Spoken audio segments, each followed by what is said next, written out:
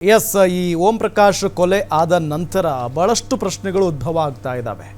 Mentally ಅವರು stable ಇರಲಿಲ್ಲ ಪಲ್ಲವಿ ಅವರು, ಅವರ ಮಗಳು ಕೃತಿ, ಹಾಗಾಗಿನೇ ಅವರನ್ನು ಬರ್ಬರವಾಗಿ ಕೊಲೆ ಮಾಡಿದ್ದಾರೆ ಅಂತ ಹೇಳಲಾಗ್ತಾ ಇದೆ. ಇದೇ ವಿಚಾರಕ್ಕೆ ನಾವು ಚರ್ಚೆ ಮುಂದುವರಿಸ್ತೀವಿ. ಮೇಡಮ್, ಹೇಳ್ತಾ ಇದ್ರಿ ಅಂದರೆ ಮಾನಸಿಕವಾಗಿ ಯಾರು ಬಳಲಿರ್ತಾರೋ ಅವ್ರು ಏನು ಮಾಡ್ತಾರೆ ಮುಂದೆ ಅವ್ರಿಗೆ ಗೊತ್ತಿರಲ್ಲ. ಆ ರೀತಿಯಾಗಿ ಈಗ ಮಾನಸಿಕ ಖಿನ್ನತೆಗೆ ಒಳಗಾಗಿರ್ತಾರೆ ಅಂತ ಅಂದರೆ ಆ ವ್ಯಕ್ತಿಗಳನ್ನು ನಾವು ಗುರುತಿಸೋದು ಹೇಗೆ ಅಂತ? ಸಡನ್ ಆಗಿ ಅವರಲ್ಲಿ ಬಿಹೇವಿಯರ್ ಒಂದು ಚೇಂಜ್ ಕಾಣುತ್ತೆ. ಅದನ್ನ ಒಂದು ಮನೆಯವರಲ್ಲೇ ಫಸ್ಟ್ ಸೂಕ್ಷ್ಮವಾಗಿ ನೋಡಿದಾಗ ಸೋಷಿಯಲ್ ಐಸೋಲೇಷನ್ ಇರ್ಬೋದು, ಸಡನ್ ಆಗಿ ತುಂಬಾ ಜನ ಜೊತೆ ಮಿಕ್ಸ್ ಆಗ್ತಿರೋರು, ಎಲ್ಲರ ಜೊತೆ ಹೋಗ್ತಿದ್ದವರು, ಸಡನ್ ಆಗಿ ಒಂದು ರೂಮಲ್ಲಿ ಇರೋದು, ಯಾರಿಗೂ ಫೋನ್ ಮಾಡದೇ ಇರೋದು, ಯಾರು ಫೋನ್ ಮಾಡಿದ್ರೆ ತಗೊಳ್ಳದೇ ಇರೋದು. ಇನ್ನೊಂದು ಅಗ್ರೆಸಿವ್ ಮೂಡ್, ಸಡನ್ ಆಗಿ over reacting to any situation, aggressive ಆಗಿ ತಗೊಳ್ಳೋದು. ಆಮೇಲೆ ಮನೆಯವ್ರನ್ನ ನಂಬದೇ ಇರೋದು, ಯಾರು ಏನಾರು ಹೇಳಿದ್ರೆ ನಾನೆಲ್ಲ ಚೆನ್ನಾಗಿದ್ದೀನಿ, ನಿಮ್ಗೆಲ್ಲ ಹುಚ್ಚಿಡ್ದಿರೋದು. ಸೊ ಯಾವಾಗ ನನಗೇನೂ ಆಗಿಲ್ಲ, ನಾ ಚೆನ್ನಾಗಿದ್ದೀನಿ, ಪ್ರಾಬ್ಲಮ್ ಇಸ್ ವಿತ್ ಯು ಅಂತಾರೋ ಅದೇ ದೊಡ್ಡ ಸಮಸ್ಯೆ ಆಗಿರುತ್ತೆ. ಅದನ್ನ ತುಂಬಾ ಕ್ಲೋಸ್ ನೆಟ್ಟಲ್ಲಿ ಐಡೆಂಟಿಫೈ ಮಾಡಿ ತಕ್ಷಣ ಒಂದು ಮೆಂಟಲ್ ಹೆಲ್ತ್ ಪ್ರೊಫೆಷನಲ್ಸ್ ಹತ್ರ ಹೋಗಿ, ಸೈಕಾಟ್ರಿಸ್ಟ್ ಅಥವಾ ಸೈಕಾಲಜಿಸ್ಟ್ ಯಾರ ಹತ್ರ ಹೋದಾಗ ಅವ್ರು ಹೇಳ್ಕೊಡ್ತಾರೆ ಇದನ್ನ ಹೇಗೆ ನಿಭಾಯಿಸ್ಬೇಕು, ಅಥವಾ ಅವ್ರು ಇವ್ರ ಜೊತೆ ಬರಕ್ ಒಪ್ಕೊಳ್ಳಲ್ಲ ಅಂತ ಹೇಳಿ ಅವಾಗ ಅವ್ರು ಹೇಳ್ಕೊಡ್ತಾರೆ ಯಾವ ತರ ಅವ್ರನ್ನ ಒಪ್ಪಿಸ್ಕೋಬೇಕು. There may be some mild medicines ಊಟದಲ್ಲಿ ಕೊಟ್ಟು ಕರ್ಕೊಂಡು ಹೋಗುವಂಥದ್ದು, ಆ ಥರ ಮಾಡಬಹುದು. ಅವರನ್ನ ಒಪ್ಪಿಸ್ಕೋಬೇಕು ಹೋಗಕ್ಕೆ. ಅಂಡ್ ಎಷ್ಟು ಬೇಗ ಟ್ರೀಟ್ಮೆಂಟು ಅಥವಾ ಹೆಲ್ಪ್ ತಗೊಂಡ್ರೆ ಅಷ್ಟು ಒಳ್ಳೇದು. But not only the patient, psychotherapy, psycho education for family members ಅಂತ ಆ ಇಡೀ ಕುಟುಂಬ as a whole has to be treated. Okay sir, ಈಗ ಪೊಲೀಸ್ ಇಲಾಖೆಯಲ್ಲಿ ಆಲ್ಮೋಸ್ಟ್ ಪಾಪ ಅವ್ರಿಗೆ ವೈಯಕ್ತಿಕ ಅಂದರೆ ತಮ್ಮ ಪರ್ಸನಲ್ ಲೈಫ್ಗೆ ಟೈಮ್ ಕೊಡೋದಕ್ಕೆ ಟೈಮೇ ಇರಲ್ಲ. ಅವರ ಪತ್ನಿಗೆ ಎಲ್ಲಾದರೂ ಕರ್ಕೊಂಡು ಹೋಗಬೇಕು, ಅವ್ರ ಮಕ್ಕಳನ್ನ ಕರ್ಕೊಂಡು ಹೋಗಬೇಕು ಅಂತ ಅಂದಾಗ ಅದು ಒಂದು ಟೆನ್ಷನ್ ಇರುತ್ತೆ. ಆದರೆ ಇಲ್ಲಿ ರಿಟೈರ್ಡ್ ಲೈಫ್ ಇದು. ಸೊ ಪೊಲೀಸ್ ಅಧಿಕಾರಿಗಳ ರಿಟೈರ್ಡ್ ಲೈಫ್ ಹೇಗಿರುತ್ತೆ ಅನ್ನೋ ಕುತೂಹಲ ಎಲ್ಲರಲ್ಲೂ ಇದೆ. ಏನು ಹೇಳ್ತೀರಿ ಸರ್, ನೀವು ಕೂಡ ರಿಟೈರ್ಡ್ ಆಫೀಸರ್? ಐ ಥಿಂಕ್ ನಾವು 24/7 ಕೆಲಸ ಮಾಡ್ತಾ ಇದ್ವಿ ಮೊದಲು ಪೊಲೀಸ್ ಇಲಾಖೆಯಲ್ಲಿ. ನಿವೃತ್ತರಾದ್ಮೇಲೆ ಏನೋ ಒಂದು ಕಡೆ ನಾನು ಒಬ್ಬ ಅಧಿಕಾರಿಯಾಗಿದ್ದೆ ಅನ್ನೋದ್ರ ಜೊತೆಗೆ ತಲೆಯಲ್ಲಿ ಬೇರೆ ಏನೋ ನಾನು ಸ್ಟೇಟಸ್ ಆಗಿ ಯೋಚನೆ ಮಾಡಬಾರ್ದು. ನಾನೊಬ್ಬ ಸಾಮಾನ್ಯ ಅಂತ ಬದುಕಲಿಕ್ಕೆ ಪ್ರಯತ್ನ ಮಾಡಬೇಕು. ಆಗಲ್ವಲ್ಲ ಸರ್, ಅದೇ ಮೈಂಡ್ ಸೆಟ್ ಇರಲ್ವಲ್ಲ ಎಲ್ಲರಲ್ಲೂ ಅಂತ? ಇಲ್ಲ, ಪ್ರಯತ್ನ ಮಾಡಬೇಕು. ನಾನೊಬ್ಬ ನಿವೃತ್ತನಾದ ತಕ್ಷಣ ನಾನೊಬ್ಬ ಸಾಮಾನ್ಯ ಪ್ರಜೆ, ಒಬ್ಬ ಸಾಮಾನ್ಯ ಒಂದು ಕಾಮನ್ ಸಿಟಿಜನ್ ಅಂತ ತಿಳ್ಕೋಬೇಕಾಗ್ತದೆ. ಅದು ತಗೋಬೇಕು ಮತ್ತು ಆದಷ್ಟು ಬ್ಯುಸಿಯಾಗಿರ್ಲಿಕ್ಕೆ ಪ್ರಯತ್ನ ಮಾಡಬೇಕು. ನನ್ನ ಹ್ಯಾಬಿಟ್ಸ್ ಏನಿದೆ, ಹವ್ಯಾಸಗಳೇನಿದೆ, ರೈಟಿಂಗ್ ಇದೆಯಾ ಅಥವಾ ಸಾಂಗ್ಸ್ ಕೇಳೋದಿದೆಯಾ, ಹಾಡೋದಿದೆಯಾ, ನಮ್ಮ ಯಾವುದೇ ಹವ್ಯಾಸಗಳನ್ನು ಅದನ್ನು ಮುಂದುವರ್ಸ್ಕೊಂಡು ಹೋಗಬೇಕು.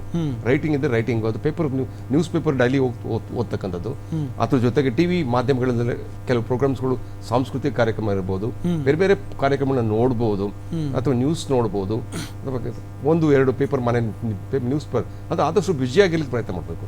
ಹೈಡ್ಲಾಗಿ ಇದ್ಬಿಟ್ರೆ ಏನಾಗುತ್ತೆ ಅಂತ ಹೇಳಿದ್ರೆ ಮತ್ತೆ ಪುನಃ ನಾವು ಅದೇ ಸ್ಥಿತಿಗೆ ಹೋಗ್ತದೆ. ಇವರು ಬಹುತೇಕ ಎಲ್ಲರೂ ಕೂಡ, ಎಲ್ಲ ನಿವೃತ್ತ ಪೊಲೀಸ್ ಅಧಿಕಾರಿಗಳು ಕೂಡ ಬಹುತೇಕರು ಅದೇ ಒಂದು ಸ್ಟೇಟಸ್, ನಾನೊಬ್ಬ ಪೊಲೀಸ್ ಅಧಿಕಾರಿಯಾಗಿದೆ, ಅದನ್ನ ಬಿಡಬೇಕು. ನಾನೊಬ್ಬ ಸಾಮಾನ್ಯ, ನಾನು ಸಾಮಾನ್ಯನಾಗಿ ವರ್ತನೆ ಮಾಡಬೇಕು. ನಾನು ಎಲ್ಲರಂತೆ ನಾನು ಸಾಮಾನ್ಯ, ನಿರೀಕ್ಷೆ ಮಾಡಬಾರ್ದು. ಮೊದಲನೇ ಸ್ಟೇಟಸ್ ಅವರು DG ಆಗಿರ್ತಕ್ಕಂಥವ್ರು, ಅದು ಪೊಲೀಸ್ ACP ಆಗಿ SP ಆಗಿರ್ತಕ್ಕಂಥವ್ರು, DCP ಆಗಿರ್ತಕ್ಕಂಥವ್ರು, ನಾನು ಅದೇ ಸ್ಟೇಟಸ್ನ ಬಯಸ್ತೇನೆ ಅಂತ ಅದು ಮೂರ್ಖತನ. ನಾನು ಮರೆತುಬಿಟ್ಟು ಸಾಮಾನ್ಯ ಜನರ ಜೊತೆಗೆ ನಾನು ಬೆರೀಬೇಕಾಗ್ತದೆ. ಹೌದು, ಸಾಮಾಜಿಕ ಒಂದು ಡೆವಲಪ್ಮೆಂಟ್, ಫ್ರೆಂಡ್ಶಿಪ್ ಇದೆ, ಅದನ್ನು ಬೆಳೆಸ್ಕೊಳ್ಬೇಕಾಗುತ್ತೆ. ಜೊತೆಗೆ ವಾಕಿಂಗ್ ಹೋಗ್ತಕ್ಕಂಥದ್ದು, ಡೈಲಿ ವಾಕಿಂಗ್ ಹೋಗ್ತಕ್ಕಂಥದ್ದು, ನಮ್ಮದೇ ಆದ ಗ್ರೂಪ್ಸ್ ಇರುತ್ತೆ, ಬ್ಯಾಚ್ಮೇಟ್ಸ್ ಇರುತ್ತೆ, ರಿಟೈರ್ಡ್ ಬ್ಯಾಚ್ಮೇಟ್ಸ್ ಇರುತ್ತೆ. ಈಗ ನಾವು ನಮ್ಮ ರಿಟೈರ್ಡ್ ಬ್ಯಾಚ್ಮೇಟ್ಸ್ ಇದ್ದೇವೆ, ತಿಂಗಳಿಗೆ ಒಂದ್ಸರಿ ಸೇರ್ತೇವೆ ಎಲ್ಲರೂ ಕೂಡ ಹೋಟೆಲಲ್ಲಿ, ಒಂದು ಬ್ರೇಕ್ಫಾಸ್ಟ್ ಗೆಟ್ ಟುಗೆದರ್ ಮಾಡ್ತೇವೆ, ಡಿಸ್ಕಸ್ ಮಾಡ್ತೀವಿ, ಎಲ್ಲ ಪ್ರತಿಯೊಂದು ಡಿಸ್ಕಸ್ ಮಾಡ್ತೀವಿ. ಅದು ನಮ್ಮ ಫ್ಯಾಮಿಲಿಗಳಲ್ಲಿ ಒಂದು ಯಾವುದೇ ಫಂಕ್ಷನ್ ಆಗಿರಲಿ, ಮದುವೆ, ಮಕ್ಕಳ ಮದುವೆ, ಮಗಳ ಮದುವೆ, ಮಗನ ಮದುವೆ, ಇವೆಲ್ಲವೂ ಅಟೆಂಡ್ ಆಗ್ತಾ ಇರ್ತೀವಿ. ಈ ಅಟೆಂಡ್ ಆಗಿಕೊಂಡು ಆದಷ್ಟು ನಾವು ಬಿಜಿ ಇರ್ಲಿಕ್ಕೆ ಪ್ರಯತ್ನ ಮಾಡಬೇಕು. ಅರ್ಥ ಮಾಡ್ಕೋಬೇಕು, ನಾವು ಮನೆಯವ್ರ ಸ್ಪೇಸ್ ತಗೋತಾ ಇದೀವಿ ಅಂತ. ಅಲ್ಲಿ ಮತ್ತೆ ಘರ್ಷಣೆಗಳು ಏನಾಗಿರುತ್ತೆ ಅಂದ್ರೆ 24/7 ಅಧಿಕಾರದಲ್ಲಿ ಇದ್ಕೊಂಡು ಕೆಲಸ ಮಾಡಿ ಏಕಾಏಕಿ ಕೆಲಸ ಇಲ್ಲ, ಈಗ ನಿವೃತ್ತಿ ಆಗ್ಬಿಟ್ಟಿದೀವಿ ಅಂದಾಗ ಅಫ್ಕೋರ್ಸ್ ನಾವು ಕೆಲಸ ಇಲ್ಲ, ನನ್ನ ಹತ್ರ ಅಧಿಕಾರ ಇಲ್ಲ ಅನ್ನೋದೊಂದು ಮನಸ್ಥಿತಿ ಬಂದೇ ಬರುತ್ತೆ. ಅದನ್ನ ಬಿಡ್ಬೇಕಾಗ್ತದೆ. ಅದನ್ನ ಬಿಟ್ಬಿಟ್ಟು ನಾನು ಒಬ್ಬ ಸಾಮಾನ್ಯ ಪ್ರಜೆ ಅಥವಾ ಸಾಮಾನ್ಯ ಜನರ ರೀತಿಯಲ್ಲಿ ವರ್ತನೆ ಮಾಡಬೇಕಾಗುತ್ತೆ. ಆದಷ್ಟು ನಾವು ನಮ್ಮ ಫ್ಯಾಮಿಲಿಗೆ ಸಂಬಂಧಪಟ್ಟ ಎಲ್ಲ ಫಂಕ್ಷನ್ ಅಟೆಂಡ್ ಆಗ್ತಕ್ಕಂಥದ್ದು, ಅಥವಾ ಸ್ನೇಹಿತರು ಅಥವಾ ನಮ್ಮ ಆತ್ಮೀಯರು, ಗೆಳೆಯರು, ಅಥವಾ ನಮ್ಗೆ ಬೇಕಾದಂಥ ವ್ಯಕ್ತಿಗಳ ಅವರ ಸಭೆ ಸಮಾರಂಭಗಳಿಗೆ ಭಾಗವಹಿಸ್ತಕ್ಕಂಥ, ನಮ್ಮನ್ನು ನಾವು ಇನ್ವಾಲ್ವ್ಮೆಂಟ್ ಆಗ್ತಕ್ಕಂಥದ್ದು, ಬೇರೆ ಬೇರೆ ಕಾರ್ಯಕ್ರಮ ಇನ್ವಾಲ್ವ್ಮೆಂಟ್ ಆಗುವ ಮೂಲಕ ನಾವು ಒಂಟಿತನವನ್ನು ಸ್ವಲ್ಪ ಬಿಡಬೇಕಾಗ್ತದೆ. ಜೊತೆಗೆ ಫ್ಯಾಮಿಲಿ ಜೊತೆಗೆ ಟ್ರಿಪ್ ಹೋಗ್ತಕ್ಕಂಥದ್ದು, ಅಥವಾ ವಿದೇಶಗಳಿಗೆ ಹೋಗ್ಬೋದು, ಅಥವಾ ಬೇರೆ ಬೇರೆ ನ್ಯೂಜಿಲೆಂಡ್ ಇರ್ಬೋದು, ಅಮೆರಿಕ ಇರ್ಬೋದು, ಲಂಡನ್ ಇರ್ಬೋದು, ಅಥವಾ ಇಲ್ಲಿ ಕರ್ನಾಟಕದಲ್ಲಿ ಅನೇಕ ಸ್ಥಳಗಳನ್ನು ಫ್ಯಾಮಿಲಿ ಜೊತೆಗೆ ಈಗಲೇ ಅಟ್ಲೀಸ್ಟ್ ಟೈಮ್ ಸ್ಪೆಂಡ್ ಮಾಡಬೇಕು, ಅವ್ರ ಜೊತೆ ಕರ್ಕೊಂಡು ಹೋಗ್ಬೇಕು. ಮಗ ಮಗಳು ಎಲ್ಲರ ಜೊತೆ ಕರ್ಕೊಂಡು ಹೋಗಿ 1-2-3 ಸಾಲಲ್ಲಿ ಕ್ಯಾಂಪ್ ಮಾಡಬೇಕು, ಒಂದಷ್ಟು ಟೈಮ್ ಅವ್ರಿಗೆ ಕಳಿಬೇಕು. ಅವ್ರಿಗೂ ನಾವೊಬ್ಬ ಅಧಿಕಾರಿಯಾಗಿ ಕೇವಲ ನಂದಷ್ಟೇ ನಾನು ನೋಡ್ಕೊಳ್ಳೋದು ಅರ್ಥ, ನನ್ನ ಫ್ಯಾಮಿಲಿ ನನ್ನ ಹಿಂದೆ ಇದೆ, ಆ ಫ್ಯಾಮಿಲಿ ಕೂಡ ನಾನು ಗಮನಿಸಬೇಕಾಗುತ್ತೆ. ಆ ಹೆಚ್ಚಿನ ಗಮನವನ್ನು ನಿವೃತ್ತ ಅಧಿಕಾರಿಗಳು ಎಲ್ಲರೂ ನೀಡ್ತಾರೆ ಅಂತ ಅಂದ್ಕೊಂಡಿದ್ದೇನೆ. ನೀಡಲೇಬೇಕು, ನಿಜವಾಗ್ಲೂ ನೀಡಲೇಬೇಕು. ಆಗಂತೂ ನಾವು ಸ್ಟ್ರೆಸ್, ಒಂದು ಒತ್ತಡದ ಹಿನ್ನೆಲೆಯಲ್ಲಿ ಪೊಲೀಸ್ ಇಲಾಖೆಯಲ್ಲಿ ನಾವು ನಮ್ಮ ಫ್ಯಾಮಿಲಿಗೆ ಟೈಮ್ ಕೊಡಲಿಲ್ಲ. ಅಟ್ಲೀಸ್ಟ್ ಅದನ್ನು ಪಶ್ಚಾತ್ತಾಪ ಪಟ್ಕೊಂಡು ಈಗ ಆಫ್ಟರ್ ನಿವೃತ್ತಿ ನಂತರ 33-34 ವರ್ಷಗಳ ಕಾಲ ಅವ್ರನ್ನ ಒಂಟಿಯಾಗೇ ಇಡ್ಲಿಕ್ಕೆ ಬಿಟ್ಟೆ. ಎಲ್ಲೋ ಒಂದ್ಸರಿ ಕೆಲವೊಂದು ಸಾಲ ಇಲ್ಲಿ ಕರ್ಕೊಂಡು ಹೋಗೋದು. ಇತ್ತೀಚಿನ ಪೊಲೀಸ್ ಅಧಿಕಾರಿಗಳು ವಿಶೇಷ ಕರ್ತವ್ಯಗಳಿಗೆ ಹೋದಾಗ ಅವ್ರ ಜೊತೆ ಕರ್ಕೊಂಡು ಹೋಗಿ ಒಂದು ದಿವಸ ಅಲ್ಲಿ ಅಟ್ಲೀಸ್ಟ್ ಫ್ಯಾಮಿಲಿ ಇದ್ದು ಬಂದೋಬಸ್ತ್ ಮುಗಿಸ್ಕೊಂಡು ಅಧಿಕಾರಿಗಳಿಗೆ ಹೇಳ್ಬಿಟ್ಟು 1 or 2 days ಅಲ್ಲಿ ಸುತ್ತಾಡಿ ಮೈಸೂರಿಗೆ ಹೋಗ್ಲಿ ಅಥವಾ ತುಮಕೂರು ಎಲ್ಲೇ ಹೋಗ್ಲಿ 1 or 2 days ನಾವು ಅವ್ರ ಜೊತೆ ಟೈಮ್ ಕಳಿಬೇಕು. ಅಧಿಕಾರಿಗಳಿಗೆ ಹೇಳ್ಬೇಕು ನಾವು 1 day ಎಕ್ಸ್ಟೆಂಡ್ ಮಾಡ್ತೀನಿ ಅಂತ. ಹಾಗೆ ಹೇಳಿ ಈಗ ಈಗಿನ ಇತ್ತೀಚಿನ ಅಧಿಕಾರಿಗಳು ಎಲ್ಲೋ ಮಾಡ್ತಾ ಇದ್ದಾರೆ ಅಂತ ಅಂದ್ಕೊಂಡಿದೆ. ನಮ್ಮ ಕಾಲದಲ್ಲಿ ನಾವು ಬಹುತೇಕ ನಾನು 1985 ಬ್ಯಾಚ್ PSI 2019 ಏಪ್ರಿಲ್ಗೆ ರಿಟೈರ್ಡ್ ಆದೆ. ಸೊ ಈ ಮಧ್ಯೆ ಸುಮಾರು 34 ವರ್ಷಗಳ ಕಾಲ ನಿಜವಾಗ್ಲೂ ಕೂಡ ಬರೀ ಒತ್ತಡದಲ್ಲಿ ಕೆಲಸ ಮಾಡಿದ್ವಿ. VVIP duty, VIP duty, crime prevention, crime detection, law and order ಮತ್ತು ಟ್ರಾಫಿಕ್ ಎಲ್ಲವನ್ನೂ ಒಂದು ರೀತಿ ನಾವು ಅದರಲ್ಲಿ ಮುಳುಗಿ ಹೋಗ್ಬಿಟ್ಟಿದ್ವಿ. ಹೊರಗೆ ಬಂದ ಮೇಲೆ ನಾವು ಒಂದಷ್ಟು ಈಗಲಾದರೂ ಅದ್ರ ಬಗ್ಗೆ ರಿಯಲೈಸ್ ಮಾಡಿಕೊಂಡು ಫ್ಯಾಮಿಲಿಗೆ ಒಂದು ಟೈಮ್ ಕೊಡಬೇಕು ಅಂತ ನಾನು. ಎಸ್ ಮೇಡಮ್, ಈ ಪ್ರಕರಣದ ಭೀಕರತೆ ಹೆಂಗಿದೆ ಅಂತ ಅಂದರೆ 10 ಬಾರಿ ಇರಿದು ಕೊಂದಿದ್ದಾರಂತೆ. 10 ಬಾರಿ ಇರಿದಿದ್ದಾರೋ, ಇನ್ನೂ ಅದಕ್ಕಿಂತ ಹೆಚ್ಚು ಬಾರಿ ಇರಿದಿದ್ದಾರೋ ಗೊತ್ತಿಲ್ಲ. ಒಂದು ಪ್ರಾಣ ಹೋಗಿರೋದು ಗಂಡಂದು, ಹೆಂಡತಿ ಕೊಲೆ ಮಾಡಿದ್ದಾಳೆ. ಅದು ಕೂಡ 30 ವರ್ಷಕ್ಕಿಂತ ಹೆಚ್ಚು ಸಂಸಾರ ಮಾಡಿದಂಥ ಒಂದು ಪತ್ನಿ ಆಕೆ. ಅವ್ರ ಜೊತೆಗೆ ಹೆಂಗೆ ಮೇಡಮ್ ಇದು ಮನಸ್ಥಿತಿ ಹೆಂಗೆ ಬರುತ್ತೆ ಅಂತ? ಕೇವಲ ಮಾನಸಿಕ ಖಿನ್ನತೆ ಆದರೆ ಈ ರೀತಿಯಾಗಿ ಮಾಡೋದಕ್ಕೆ ಸಾಧ್ಯನಾ, ಅಥವಾ ಬೇರೆ ರೀಸನ್ಗಳು ಇರ್ತಾವ? ಬರೀ ಸ್ಕಿಜೋಫ್ರೇನಿಯಾ ಇದ್ಬಿಟ್ಟಿದ ತಕ್ಷಣ ಎಲ್ಲರೂ ಕೊಲೆ ಮಾಡ್ಬಿಡ್ತಾರೆ ಅಂತ ಹೇಳಕ್ಕಾಗಲ್ಲ. ಹಾಗಂದ್ಬಿಟ್ಟು ಸ್ಕಿಜೋಫ್ರೇನಿಯಾ ಇಲ್ಲದೇ ಇರೋರು ಕೊಲೆ ಮಾಡಿದ್ದಾರೆ, ಆಮೇಲೆ ನಾವು ಅದನ್ನು ನೋಡ್ಬೇಕಾಗತ್ತೆ. Toxic relationships also one of the reason. Toxicity ಅಂತ ಹೇಳಿದ್ರೆ ಈಗ 30 ವರ್ಷದ ಒಂದು ಸಂಸಾರ ಸರ್ ಹೇಳ್ತಾರೆ, ಎಲ್ಲೂ ಕರ್ಕೊಂಡು ಹೋಗಿರಲ್ಲ, ಬಂದಿರಲ್ಲ, ಅದೆಲ್ಲ ನಮಗೆ ಗೊತ್ತಿಲ್ಲ. ಸೊ ಹಾಗಾಗಿ I can not get in to those details. ಎಷ್ಟು ಟಾಕ್ಸಿಸಿಟಿ ಬೆಳೆದಿರುತ್ತೆ ಅವರಿಬ್ಬರ ಮಧ್ಯ. ಇವ್ರೇನೋ ಒಂದು ಹೇಳೋದು, ಅವ್ರೇನೋ ಒಂದು ಹೇಳೋದು, ಇವ್ರಿಗೆ ಏನಾದರೂ ಇಫ್ ಇಟ್ ಆಲ್ ಸ್ಕಿಜೋಫ್ರೆನಿಯಾ ಇದೆ ಅಂತ ಹೇಳಿದಾಗ ಇವರ ಒಂದು ಬಿಹೇವಿಯರನ್ನು ಅವ್ರು ಸಹಿಸ್ಕೊಂಡಿರ್ತಾರೋ, ಅದನ್ನ ತಡ್ಕೊಳಕ್ಕಾಗಿರಲ್ವೋ, ಅಥವಾ ಅವ್ರಿಗೂ ಅದರ ಅರ್ಥ ಆಗಿದೆಯೋ ಇಲ್ವೋ, ಹೆಂಗೆ ಮ್ಯಾನೇಜ್ ಮಾಡಬೇಕು ಅಂತ ಗೊತ್ತಿರಲ್ಲ. ಸೊ ಹಾಗಾಗಿ ಸಾಕಷ್ಟು ಸ್ಕಿಜೋಫ್ರೆನಿಯಾ ಅಂತ ಹೇಳಿದಾಗ ಅದು the word it self is very complicated. ಅಷ್ಟು ಸಮಸ್ಯೆ ಇದು. 10 ನಿಮಿಷ ಹಿಂಗಿದ್ದಂಗೆ ಇರೋ ಮೂಡು ಇನ್ನೊಂದು 10 ನಿಮಿಷದಲ್ಲಿ ಇರಲ್ಲ. ಸಡನ್ ಆಗಿ ಈಗ ಸುಮ್ಮನೆ ಕೂತ್ಕೊಂಡು ಸಡನ್ ಆಗಿ ಅವ್ರು ಬಂದರು ಇಡ್ಕೋ ಅಂತ ಹೇಳಿದಾಗ, ಯಾವುದೋ ಒಂದು ಫ್ಯಾಮಿಲಿ ಎಲ್ಲೋ ಒಂದು ಸುಮ್ಮನೆ ಕೂತಿದ್ದಾಗ ಆ ಥರದೆಲ್ಲ ಬಹಳಷ್ಟು ನೆಗೆಟಿವ್ ಇಂಪ್ಯಾಕ್ಟು ಫ್ಯಾಮಿಲಿಯಲ್ಲಿ ಆಗಿರುತ್ತೆ. ಅಲ್ಲಿ ಸಾಕಷ್ಟು ಟಾಕ್ಸಿಸಿಟಿ ಇರುತ್ತೆ. ಇವ್ರು ಏನೋ ಒಂದು ಹೇಳಿದ್ರೆ ಏತಿ ಅಂದ್ರು ಒಂದು ಪ್ರೀತಿ ಅಂತ ಆಗಿರುತ್ತೆ. ಅವ್ರ ಮನಸ್ಸು, ಪೊಲೀಸಿನ ಸರ್ ಮನಸ್ಸು ಎಷ್ಟು ನೊಂದಿರುತ್ತೆ ಅಂತ ನಾವು ಅಂದ್ರೆ ಏನೇ ಆದ್ರೂ ಮೇಡಮ್, ಕೊಲೆ ಮಾಡುವ ಮನಸ್ಥಿತಿಗೆ ಹೋಗಬಾರ್ದು ಯಾರು ಕೂಡ. ಆದ್ರೆ ಇಲ್ಲಿ ಕೊಲೆ ಮಾಡುವ, ಅದು ಅಷ್ಟು ಕ್ರೂರವಾಗಿ ಕೊಲೆ ಮಾಡಿದ್ದಾರೆ ಅಂದಾಗ ನಾವು ಅವ್ರ ಮನಸ್ಥಿತಿಯನ್ನ ಅರಿಬೇಕು. ಅವ್ರ ಮನಸ್ಥಿತಿ ಫಸ್ಟ್ ಆಫ್ ಆಲ್ ಸರಿಯಾಗಿರಕ್ಕೆ ಸಾಧ್ಯನೇ ಇಲ್ಲ. ನಾವು ಯಾರೋ ಒಂದು ವ್ಯಕ್ತಿಗೆ ಸುಮ್ಮನೆ ಕೈ ಎತ್ತಿ ಹಿಂಗೆ ಹೊಡೆಯೋಕ್ಕೂ ಸಾಕಷ್ಟು ಧೈರ್ಯ ಬೇಕು. ಈ ರೀತಿ ಮಾಡಿದ್ದಾರೆ ಅಂದ್ರೆ ಅವರ ಒಂದು ಮೋಸ್ಟ್ ಪ್ರಾಬಬ್ಲಿ ಅವರ ಒಂದು ಏನು ಹ್ಯಾಲುಸಿನೇಷನ್ಸ್ ಒಳಗಡೆ ಅವ್ರು ಏನಿದ್ದಾರೆ, ಇಲ್ಲ ಮೋಸ್ಟ್ಲಿ ಕೆಲವೊಂದು ಪೇಷಂಟ್ಸ್ಗಳು ಹೇಳಿದ್ದಾರೆ, ಒಂದ್ಸತಿ ಹೊಡೆದ್ರೆ ಸತ್ತೋಗಲ್ಲ, ಅದಕ್ಕೆ ನಾನು ಅಷ್ಟು ಸತಿ ಎಲ್ಲ ಹೊಡೆಯುವಂಥ ಸಾಧ್ಯತೆ ಇರುತ್ತೆ. ಇದು ಬಹಳಷ್ಟು ಅವರೇ ಇನ್ಫ್ಯಾಕ್ಟ್ ಇದಕ್ಕೆ ಆನ್ಸರು ಆ ಮೇಡಮೇ ಕೊಡ್ಬೇಕಷ್ಟೇ, ಬಿಟ್ರೆ ಬೇರೆ ಇನ್ಯಾರಿಗೂ ಮಿಕ್ಕಿದ್ ನಾವು ಏನೇ ಮಾಡ್ಕೊಟ್ರು ಜಸ್ಟ್ ಗೆಸ್ಸಿಂಗ್ ಆಗೋಗುತ್ತೆ ಅಷ್ಟು ಬಿಟ್ರೆ. ಈಗ ಒಂದ್ಸತಿ ಬರ್ಬರವಾಗಿ ಚುಚ್ತಾರೆ ಇದ್ರೆ, ಯಾಕಂದ್ರೆ ಅವರ ಒಂದು ಪ್ರೆಸೆನ್ಸ್ ಆಫ್ ಮೈಂಡ್ ಅಲ್ಲಿ ಇರಲ್ಲ, ಫುಲ್ಲು ಎಲ್ಲೋ ಅವರ ಒಂದು ಬೇರೆ ಲೋಕದಲ್ಲಿ ಕಳೆದೋಗಿರ್ತಾರೆ. ಸೊ ಸುಮ್ಮನೆ ಗೊತ್ತಿಲ್ಲದೇನೆ ಚುಚ್ಚುವಂತ ಸಾಧ್ಯತೆನೂ ಇರ್ತವೆ. ಸತ್ತೋಗಿಲ್ದೆ ಹೋಗಿದ್ರೆ ಸತ್ತೋಗ್ಲಿ ಅಂತಾನೂ ಚುಚ್ಚಿರಲ್ಲ, ಸುಮ್ಮನೆ ಏನೋ ನಾನು ಮಾಡ್ತಾ ಚುಚ್ತಾ ಇದ್ದೀನಿ ಅನ್ನೋ ರೀತಿಯಲ್ಲೂ ಇರುತ್ತೆ. ಸೊ ಹಾಗಾಗಿ ಈ ಭೀಕರತೆಯನ್ನು ನಾವು ನೋಡಿ ಆಸ್ ಅ ನಾರ್ಮಲ್ ಸಮಾಜ ಹೆದರ್ಕೊಂತೀವಿ, ಬಟ್ ಅಲ್ಲಿ ಅವರ ಒಂದು ಮನಸ್ಥಿತಿ ಹೇಳಕ್ಕೆ ಆಗಲ್ಲ, ಅದು ನಾರ್ಮಲ್ ಆಗಿರೋಕ್ಕೆ ಸಾಧ್ಯನೇ ಇಲ್ಲ. ಆಮೇಲೆ ಇನ್ನೊಂದು ನೀವು ಕೇಳಿದ್ರಿ, ಐಡೆಂಟಿಫೈ ಮಾಡಕ್ಕೆ ಮಾನಸಿಕ ಸಮಸ್ಯೆಗಳು ಹೊರಗಿನ ಜನನೇ ಐಡೆಂಟಿಫೈ ಮಾಡಬೇಕು ಅಂತ ಇಲ್ಲವೇ ಇಲ್ಲ. ನಾವೇ ವ್ಯಕ್ತಿಗಳು ನಮಗೆ ಸಡನ್ ಆಗಿ ತುಂಬಾ ಸುಸ್ತಾಗ್ತಿರುತ್ತೆ, ಮೆಮರಿ ಪವರ್ ಇರಲ್ಲ, ತುಂಬಾ ಭಯ ಗಾಬರಿ ಆಗ್ತಾ ಇರುತ್ತೆ. ಮುಂಚೆ ನನಗೆ ಮಾಡ್ತಿರೋ ಕೆಲಸ ಮಾಡೋಕ್ಕೆ ಇರೋಷ್ಟು ಶಕ್ತಿ ಇವಾಗ ಇಲ್ವೇ ಇರಲ್ಲ.